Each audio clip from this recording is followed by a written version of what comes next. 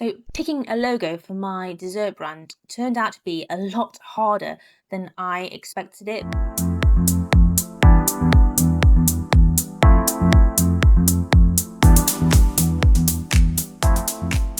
Today we'll go through the different designs that I came up with along the way, and I will reveal to you the design that I finally settled on. So, why does a logo matter?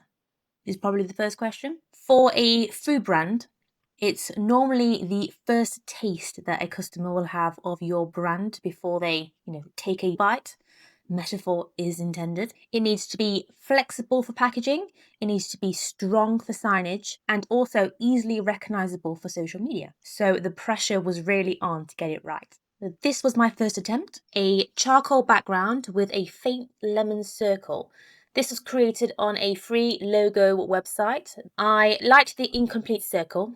It reminded me of cream and meringue textures, but the details were too fine. It wouldn't transfer well onto clothing for branding, and also wouldn't transfer onto packaging very well. So this one was a no. My second attempt.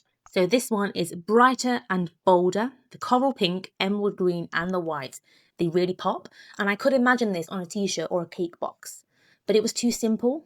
Honestly, it looked like a strawberry dipped in something. To my mind and my imagination, that was a strawberry dipped in chocolate. Not many people would make that jump to an eaten mess. So it wasn't quite the messy dessert vibe that I was looking for. So next I went on to Fiverr. So Fiverr is a website that you can go onto and basically pay people for their services and for their expertise.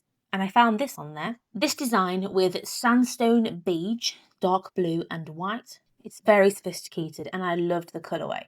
It looked great, but it still didn't tie in with my dessert brand. So again, this one was a no. Going back to the previous design, I really liked the colourway and the aspects of it. Again, it just didn't tie in with the dessert brand. So I experimented still using that existing design that I'd bought off Fiverr. And I experimented by adding in a brushstroke effect around the outside of it. This was cleaner and it's also more adaptable for any merchandise that we would use in the future as well. But it's still not really tied to desserts.